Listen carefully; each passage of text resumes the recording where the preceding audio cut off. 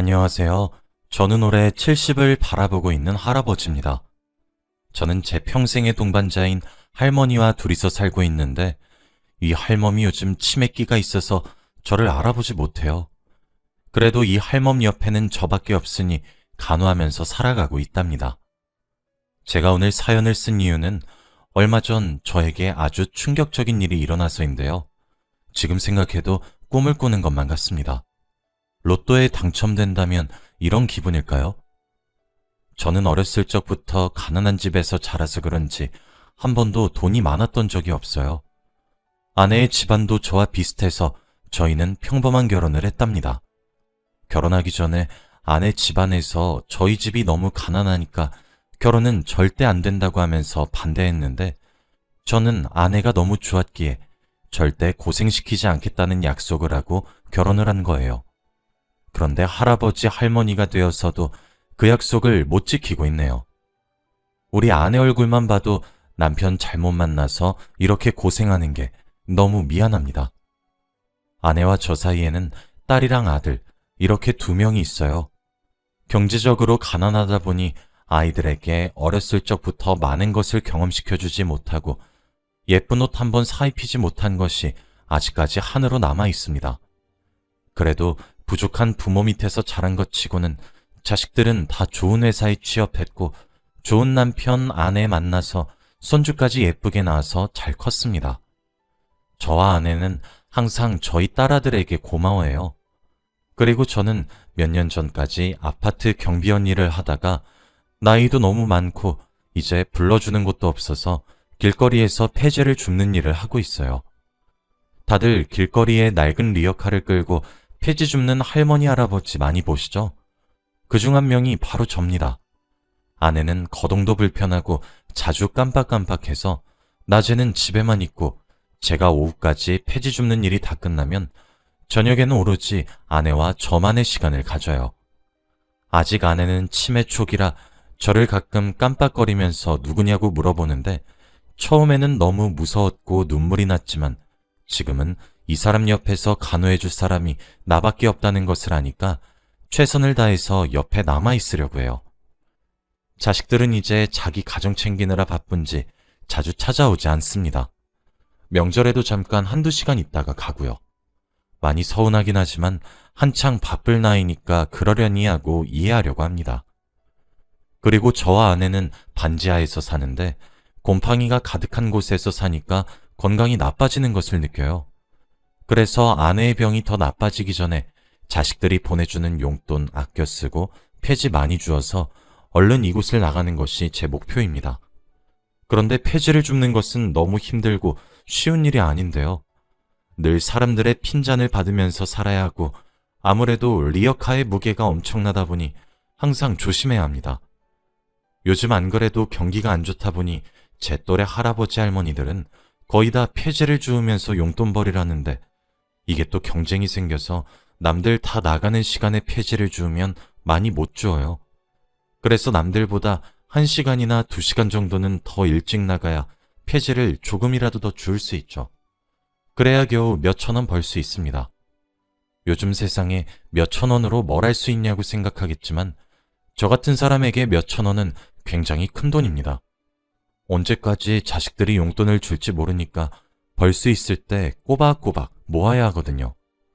그래서 열심히 폐지를 주우려고 하고 있습니다. 폐지를 줍는 일이 다들 쉬울 거라고 생각하지만 생각보다 너무 어렵고 힘들어요. 우선 비가 오는 날에는 비를 맞으면서 종이를 줍거나 비가 너무 많이 오면 아예 종이를 줍지 못합니다. 리어카 무게도 더 많이 나가고 종이도 다 젖어서 잘 찢어지거든요. 평소에도 종이를 가득 실으면 리어카 무게가 너무 많이 나갑니다.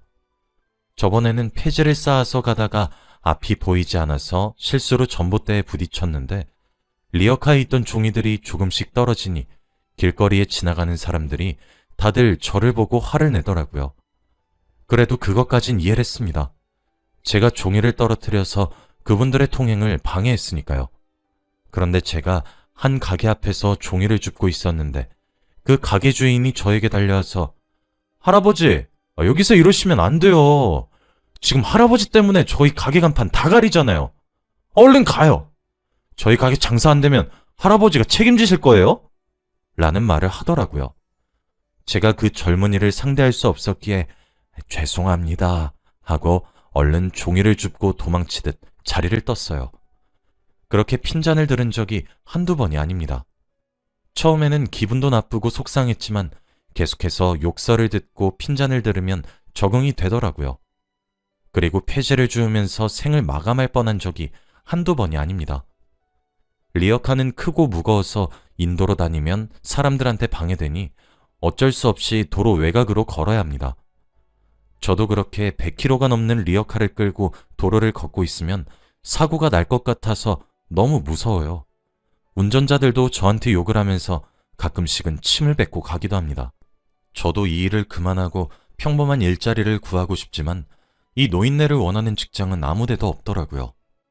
그리고 아픈 아내가 집에서 기다리고 있는데 제가 혼자서 생을 마감해버리면 저희 아내는 혼자서 어떻게 삽니까? 제가 죽으면 자식들이 저희 아내를 간병해야 하는데 자식들 고생시키는 것도 싫습니다. 그래도 힘들게 폐지를 줍고 집으로 돌아가면 아내가 기다리고 있으니까 그걸로도 행복합니다. 저는 폐지를 줍다가 배가 고파서 집에서 싸운 주먹밥과 물을 마시고 있었어요. 한 낡은 건물 1층 계단에 앉아서 먹고 있었는데 옆에 한 남자가 자고 있더라고요. 아마도 노숙자인 것 같았습니다. 자고 있는 것 같아서 조용히 먹고 가려고 했는데 갑자기 꼬르륵 소리가 나는 거 있죠? 제 배는 아니었고 분명 그 노숙자의 배였습니다. 배고파하는 것 같아서 남은 주먹밥이라도 주자 싶어서 그 사람에게 주먹밥을 건넸죠. 그 사람은 배고파서 잠을 못 자고 있었는지 바로 일어나서 감사합니다 하고는 밥을 흡입하더라고요. 그 사람의 얼굴은 너무 젊어 보였고 잘생겼었습니다. 젊고 잘생긴 청년이 왜 길거리에서 이렇게 자고 있는지 궁금했지만 그래도 물어보지 않는 게 예의라고 생각해서 조심히 자리를 뜨려고 했죠. 그런데 그 청년은 할아버지 어디 가세요? 라고 물어보더라고요. 나? 일하러 가야지 하며 리어카 앞에 섰더니 청년이 같이 가요 하고는 옆에 섰습니다. 여기서 이러지 말고 집에 가거라. 이 젊은 청년이 저 집 없어요. 노숙자 청년은 옷도 거짓골이었고 머리도 수북하게 자라 있었고 몸도 너무 말랐더라고요. 아마 노숙자 생활을 오래 한 청년 같았고 집을 나왔는지 가방을 메고 있었습니다. 할아버지, 제가 할게요. 청년은 제 리어카를 대신 밀어주겠다며 손잡이를 잡았고 저는 말릴 틈도 없이 리어카를 잡고 움직이더라고요. 동네 곳곳을 청년과 함께 돌면서 폐지를 주었고 확실히 젊은 사람이 리어카를 끄니까 더 빨리 돌게 되고 다른 동네까지 돌았습니다. 저희는 그동안 아주 많은 이야기를 나누었어요. 그 청년은 집이 너무 싫어서 집을 나왔고 노숙 생활이 재밌어서 하고 있다고 하더라고요. 저는 그 청년이 너무 철이 없어 보였고 집에서 걱정할 부모님이 생각났습니다. 저는 그날 고물상에 가서 폐지를 주고 그날 받은 돈을 전부 그 청년에게 주면서 자네 이거 들고 집으로 가. 부모님께 죄송하다고 사과드리고 집으로 가서 따뜻한 곳에서 자렴. 오늘 밤 춥다더라. 라고 한 뒤 집으로 갔습니다. 그날은 한겨울이라 너무 추운 날씨였고 분명 이 날씨에 밖에서 잔다면 입 돌아갈 것이 분명했기에 집으로 돌아가라고 했죠. 그날 집으로 돌아가서 오늘 있었던 이야기를 아내에게 총 5번을 했습니다. 아내는 치매니까 5번 다 똑같은 말투로 조심스럽게 말을 하면 신기하게도 아내는 다 처음 들은 것처럼 반응을 해주었죠. 그런데 갑자기 아내가 당신 누구야? 라고 하는 겁니다. 원래라면 제가 누군지 물어보고 제가 남편이라고 하면 바로 알아듣는데 그날따라 아내가 못 알아들었어요. 나 남편 없어. 집으로 보내줘요. 네? 라고 하며 울더니 저에게 싹싹 빌더라고요. 아마 아내는 자기가 모르는 남자한테 납치된 거라고 생각하나 봐요. 저는 그 모습을 보니까 아내의 병이 점점 더 악화되고 있다는 걸 느꼈고 이제 저를 조금씩 잊어간다는 생각에 눈물이 나는 거 있죠. 저는 그런 아내를 안아주면서 할멈, 왜 계속 나를 잊어가는 것이오? 난 평생 우리 할멈과 살고 싶은데 왜 내 속을 이렇게 썩이는 것이오? 라고 하며 저도 울어버렸습니다. 아내는 울다 지쳤는지 바로 잠에 들었고 잘 때는 또 얼마나 천사 같은지 몰라요. 곤히 자고 있는 아내의 얼굴을 보는데 갑자기 기침을 하기 시작했습니다. 겨울이라서 감기가 걸린 건가 싶었는데 기침은 멈추지 않았고 갑자기 입안에서 피맛이 나더라고요. 입을 가리고 기침을 했는데 손에 피가 묻어 나왔습니다. 이제 저도 갈 길이 얼마 남지 않았나 봅니다. 이렇게 예쁘게 자고 있는 아내를 두고 어찌 가나요? 자식들에게 알리면 걱정만 할 것 같아서 아무에게도 말을 하지 못했어요. 그렇게 다음날 폐지를 줍는데 또 그 청년이 보이더라고요. 청년과 저는 눈이 마주쳤고 그날도 같이 한 바퀴를 돌면서 이야기를 나누었어요. 저는 점심으로 싸온 밥과 요구르트를 주면서 많은 이야기를 했습니다. 자네 혹시 집에 들어가지 않는 이유가 부모 때문인가? 네, 맞아요. 그런 집에서 살 바엔 차라리 죽는 게 나을 정도였으니까. 그럼 꼭 들어가게. 부모는 자식 절대 못 버려. 나도 아들, 딸 하나씩 있는데 지 엄마랑 아빠 찾아오지도 않고 연락도 없어. 어디서 죽었는지 살았는지도 모른다고. 그리고 우리 할멈이 치매인데 어젠 나를 못 알아봐. 원래는 이런 적 없었는데 이제 날이 갈수록 치매가 심해지나벼. 그때 제 손에는 빨간 피가 나왔고 청년은 그걸 보고 할아버지 어디 아프세요? 라고 묻더군요. 아니요. 나도 이제 나이가 있고 곰팡이 핀 곳에서 사니까 건강이 너무 안 좋아지더라고. 그러니까 자네도 부모 떠나 있지 말고 꼭 다시 찾아가. 나처럼 이렇게 아플지 어떻게 알아? 할아버지, 지금이라도 당장 자식들한테 말하세요. 이렇게 아프신데 당장 치료 받으시라고요. 이 할비가 다 늙어서 치료받는다고 무슨 소용이 있다고. 그냥 나는 우리 할멈보다 늦게 죽는 거, 그거 딱 하나 바란다. 우리 할멈 나 없이 아무것도 못하는 아기요, 아기. 할아버지, 그래도 이건 내가 불쌍하면 자네도 집으로 돌아가서 부모님한테 죄송하다고 사과드리게. 청년의 눈에는 눈물이 맺힌 게 보였고 저는 못 본 척하고 다시 폐지를 주우러 갔습니다. 확실히 그 청년이랑 다니니까 늘 저한테 못된 말하고 침뱉던 사람들이 다들 찍소리도 못하는 거 있죠. 다들 화를 내면 청년이 나서서 대신 화내주니까 고마웠습니다. 그리고 리어카도 항상 끌어주면서 저를 도와주니까 편했죠. 돈을 받으면 항상 저는 그 돈을 청년에게 쥐어주고는 오늘 날이 많이 춥디야. 근처 사우나 가서 자. 길거리에서 자면 입 돌아가. 라고 하는데 그때마다 청년은 돈을 다시 저에게 돌려주며 할아버지, 제 걱정하지 마시고 이 돈 들고 얼른 할머니께 가세요. 갈 날도 얼마 안 남으신 분이. 할머니랑 1분이라도 더 추억 쌓아야죠. 저는 젊어서 어디서든지 다 잘 수 있어요. 라고 하더군요. 제가 돈을 안 받으면 끝까지 고집을 피우는 사람이었기에 어쩔 수 없이 받고는 했습니다. 그렇게 몇 주 동안 청년이랑 같이 다녔는데 가끔씩 청년이 늘 있던 자리에 없을 때가 있었어요.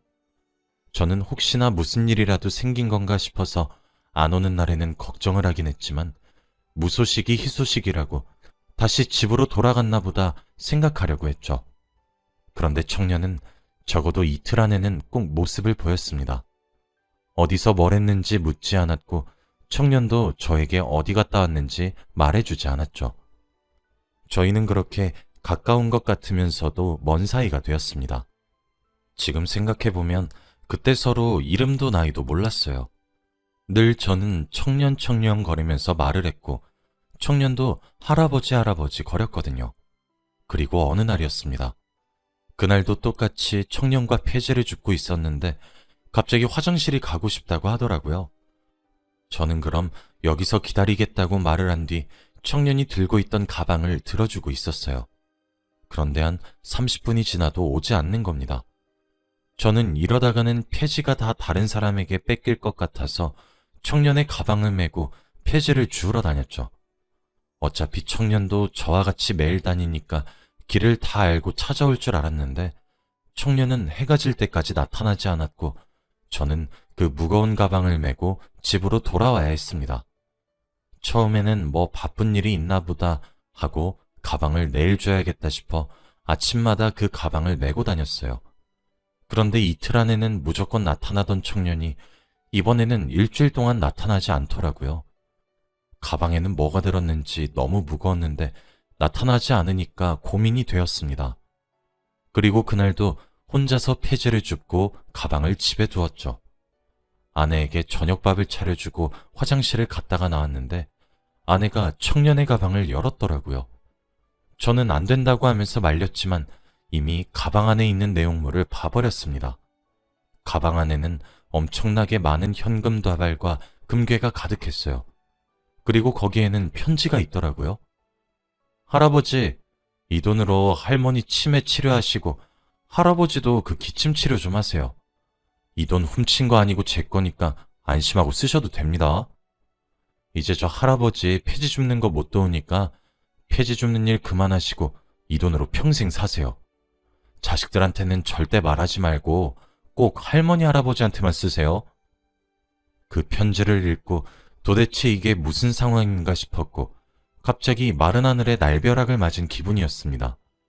아내는 돈이 뭔지도 모르니까 금괴와 현금을 장난감 취급을 했고 저는 우선 아내를 말리고 가방을 보관했어요. 이렇게 큰 돈을 생애 태어나서 처음 만져보았고 공짜 돈은 절대 없을 거라는 의심을 하면서 꼭 그 청년에게 돈을 돌려주겠다고 생각을 했거든요. 그리고 아내가 건들지 못하는 곳에 가방을 숨겼어요. 그리고 저는 평소처럼 폐지를 줍는 일을 했는데 어느 날 신문을 주었는데 신문 속에 낯익은 얼굴이 보이더라고요. 자세히 보니 그 청년과 닮았었습니다. 그런데 기사 인터뷰 내용이 왠지 낯익은 겁니다. 제가 사실 집을 가출한 적이 있었는데 그때 한 할아버지를 만났어요. 그 할아버지 성함도 나이도 아무것도 모르지만 집을 나가 있는 동안 아주 많은 것을 배웠어요. 그래서 너무 감사한 마음에 조그만 선물을 드리고 왔어요. 지금 이 기사를 읽으실진 모르겠지만 정말 감사합니다, 할아버지. 보고 싶습니다. 할아버지가 집으로 돌아가시라고 해서 돌아왔어요. 나중에 다시 만나면 폐지 많이 구해다 드릴게요. 라고 쓰여져 있었죠. 그리고 땡땡 기업 회장 아들이라는 말이 있었습니다. 알고 보니 그 청년은 우리나라에서 유명한 기업 회장의 재벌 2세였던 거예요. 어떻게 그런 사람을 못 알아볼 수 있는지 참. 제가 지금까지 그런 사람에게 리어카를 끌게 하고 몇천 원을 주면서 따뜻한 곳에서 자라고 했던 거죠. 그때 저는 세상에 정말 신기한 일이 많구나 싶었고 그 폐지 줍는 일을 당장 그만둔 뒤 청년이 준 돈으로 아내와 같이 병원 치료를 받기 시작했어요. 아내도 약을 먹으면서 치료를 받고 예전보다 많이 나아졌고 저도 치료를 통해서 건강해졌습니다. 그리고 곰팡이로 가득했던 반지하에서 이사를 가서 작은 원룸에서 아내와 둘이 살아요. 저에게 그렇게 돈다발을 선물해준 사람의 말을 듣고 자식들에게는 비밀로 했습니다. 폐지 줍는 일을 그만두고 하루가 너무 심심해서 아내와 같이 동네 산책 겸 쓰레기 줍는 봉사활동을 하고 있어요. 아내와 같이 걸으니까 기분이 좋습니다. 가끔 기사로 청년이 어떻게 살고 있는지 보고 있어요. 얼마 전에는 좋은 여자 만나서 결혼을 했더라고요. 꼭 나중에 한 번 더 만날 수 있었으면 좋겠습니다. 여러분들도 스쳐가는 인연이라고 함부로 대하지 마셨으면 좋겠어요. 정말 세상 일 어떻게 될지 아무도 모릅니다. 제 이야기는 여기까지예요. 들어주셔서 감사합니다.